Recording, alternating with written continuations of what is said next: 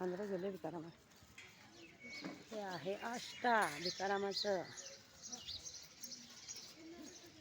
भिकाराम महाराज इथे पण बसतात.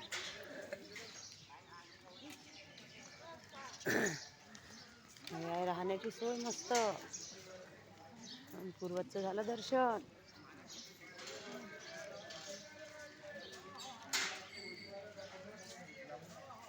हे बाबाच्या मंदिराचा आहे प्रवेशद्वार. हे आहे मंदिर. हे भिकाराम बाबा कशी गर्दीच गर्दी झाली आहे. भिकाराम बाबा आले आहे बाहेर. चला पटकन दर्शन घ्यायला या. लोकांची गर्दी. आहे भिकाराम महाराज.